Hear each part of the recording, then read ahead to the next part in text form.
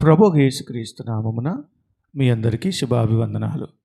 అనుదిన ఆత్మీయ ఆహారము అనే ఈ కార్యక్రమానికి మీ అందరినీ ప్రేమపూర్వకంగా ఆహ్వానిస్తున్నాను. ప్రియమైన దేవుని బిడ్డలారా, కొన్నిసార్లు మనము ధైర్యం కోల్పోతాం.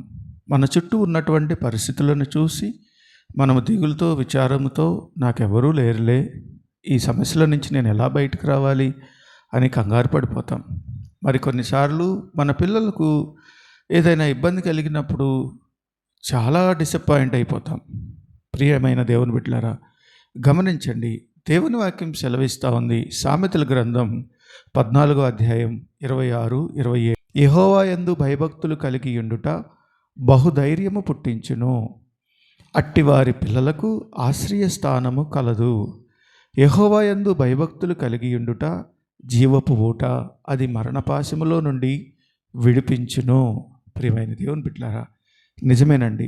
మనము చేయాల్సింది ఒక్కటే, మనకున్నటువంటి మార్గము ఒక్కటే.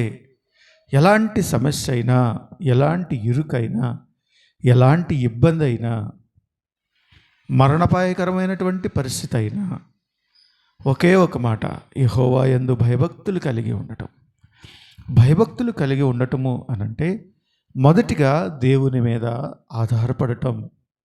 ఏ పరిస్థితికైనా మన దేవుడు మనతో ఉన్నాడు అని నమ్మటం. అంతేకాదు, దేవుడు కోరుకుంటున్నట్లుగా మనం ఉండాలి. భయభక్తులు కలిగి ఉండటం అంటే, భక్తి కలిగి ఉండటం అనంటే, ఒక వ్యక్తి దగ్గరికి మనం వెళ్ళినప్పుడు వారికి ఇష్టలుగా ఉండాలంటే వారు కోరుకున్నట్టు మనం ఉండాలి. దేవుడు మనల్ని ఆయన కోరుకున్నట్లుగా ఉండమంటున్నాడు. అనగా ఆయన కోరుకున్నట్టు ఉండటం అంటే మనము పరిశుద్ధులుగా జీవించటమే. దేవుడు చాలా స్పష్టంగా చాలా సందర్భాల్లో ఆయన పరిశుద్ధతని మనకు తెలియజేస్తూ ఉంటాడు. ఈ లోకంలో ఎందుకు యేసు ప్రభు సిలువలో రక్తం గార్చాడు, ఎందుకు ఆయన మరణం ద్వారా పాపము విమోచింపబడింది అని అంటే కేవలము ఆయన పరిశుద్ధ రక్తము. ఆయన బిడ్డలుగా పిలువబడేటువంటి మనము, ఆయన వారిగా పిలువబడుతున్నటువంటి మనం ఆయన కోరుకున్నట్లుగా ఉంటే ఆయన యందు భయభక్తులు కలిగి ఉండటం. గమనించండి, ఆయన యందు భయభక్తులు కలిగి ఉండటం వలన మొదటిగా మనకు ధైర్యం వస్తుంది.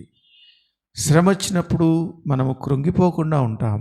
అంతేకాదు, మన బిడ్డలు సమస్య వచ్చినప్పుడు దేవుని యందు మనం భయభక్తులు కలిగి ఉన్నందువలన ఆ సమస్యలో నుంచి దేవుడు మనల్ని బయటకు వేస్తాను అంటున్నాడు. ప్రియమైన దేవుని బిడ్డలారా, ఆయన యందు భయభక్తులు కలిగి ఉందాం, ఆయన మీద ఆధారపడదాం, ఆయన కోరుకున్నట్లుగా మనం ఉందాం. అటువంటి గొప్ప కృప దేవుడు మనకు దయచేయునుగాక. ఆమేన్. తలలు వంచండి, చిన్న ప్రార్థన చేద్దాం. పరిశుద్ధుడా, ప్రేమ కలిగిన తండ్రి, నాయనా, యెహోవా యందు భయభక్తులు కలిగి ఉండమంటా ఉన్నాం. అవును ప్రభువా, నీ యందు భయభక్తులు కలిగి ఉండాలని మేము ఆశపడుతూ ఉన్నాం. నీ బిడ్డలందరికీ నీ కృప దయచేయమని యేసయ్య పరిశుద్ధ నామమున ప్రార్థన చేసి వేడుకొంచున్నాము తండ్రి. ఆమేన్.